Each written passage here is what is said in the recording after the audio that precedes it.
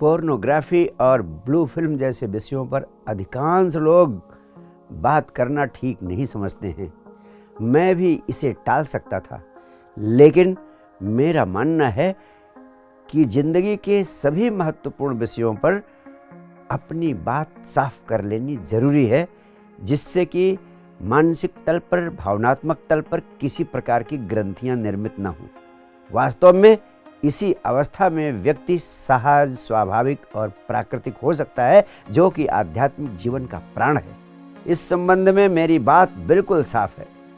प्रेम करना शुभ है। शारीरिक संबंध बनाना भी जीवन के लिए अत्यंत महत्वपूर्ण अनिवार्यता है, लेकिन इनके बारे में सोचते रहना, इनके बारे में कल्पनाएं करते रहना, इनके सपने देखते रहना, यह निश्चित रूप से मनुष्य के लिए अत्यंत हानिकारक है। इसके परिणाम हमेशा बहुत ही विनाशकारी सिद्ध होते हैं। और पोर्नोग्राफी जैसे नकली साधनों का प्रयोग करना तो और भी हानिकारक है। उससे कोई भी लाभ होने वाला नहीं। वास्तव में असली शारीरिक संबंध बनाने पर भी लोगों को तृप्ति नहीं मिलती, संतुष्टि नहीं मिलती, तो नकली साधनों से कोई तृप्ति या संतुष्टि मिल पाए, यह बिल्कुल असंभव है। मेरा आपसे कहना है, सेक्स ऊर्जा ही जीवन ऊर्जा है। वही मनुष्य की समझ बनती है, वही गहरे ध्यान में ले जाने का माध्यम बनती है। इसलिए जीवन ऊर्जा को किसी भी प्रकार से व्यर्थ गंवाना सबसे बड़ी नासमझी। वास्तव में मनुष्य के स्वाभाविक आवेगों का दमन करने से मनुष्य का चित्त काम केंद्रित हो जाता है। ऐसे में स्त्री पुरुष एक दूसरे के नग्न शरीर को देखने में आतुर हो जाते हैं। यह अत्यंत सहज है, स्वाभाविक है। अगर कुत्ते, बिल्ली, गाय, भैंस, गधे और घोड़े को भी कपड़े पहना दिए जाएं और उनके प्रजनन की गुप्त व्यवस्था कर दी जाए, तो उनके प्रजनन संबंधी चित्र भी पोर्नोग्राफी की तरह बिकने लगेंगे बाजारों में। पोर्नोग्राफी एक प्रकार से मानसिक हस्त मैथुन जैसा है, और हस्त मैथुन शारीरिक हो या मानसिक, दोनों ही एक प्रकार की विकृति है। इस प्रकृति में समलैंगिकता किसी भी प्रकार से उपलब्ध नहीं होती है, लेकिन चिड़ियाघरों में समलैंगिकता हो जाती है। जहाँ भी व्यवस्था अप्राकृतिक हो जाती है, वहीं पर विकृति किसी न किसी रूप में प्रकट होने लगती है। लड़के और लड़कियों के हॉस्टल में जहाँ विपरीत सेक्स का आवागमन पूरी तरह प्रतिबंधित होता है, वहाँ हर प्रकार से इस प्रकार की परिस्थितियाँ पैदा होने लगती हैं। ऐसी परिस्थितियों में ही पोर्नोग्राफी पैदा होती है, हस्त मैथुन पैदा होता है, होमोसेक्सुअलिटी पैदा होती है, क्योंकि वहाँ दमन करना ही एकमात्र उपाय है और कोई दूसरा उपाय नहीं। दूसरे, पोर्नोग्राफी का सरलता से उपलब्ध होना भी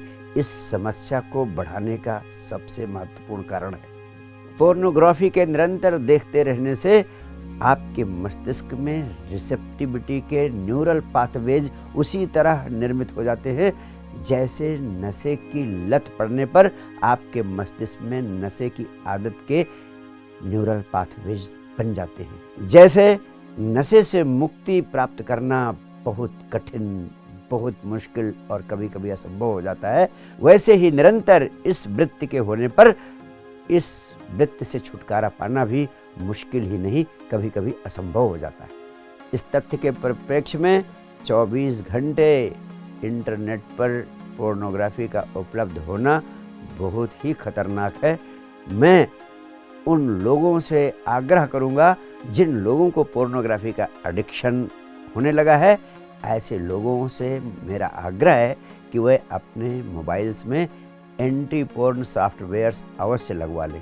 इस संबंध में तीसरी महत्वपूर्ण बात कहना चाहता हूँ कि जिन लोगों को पोर्नोग्राफी का एडिक्शन होने लगा है, वे सारे लोग सबसे पहले इस सत्य को स्वीकार करें कि उन्हें एडिक्शन हो गया है। अधिकांश लोग इस तथ्य को स्वीकार करने को राजी नहीं होते और वह निरंतर और अधिक एडिक्शन का शिकार होते चले जाते हैं। तो पहली आवश्यकता है जान लेना और मान लेना कि उन्हें एडिक्शन हो गया है।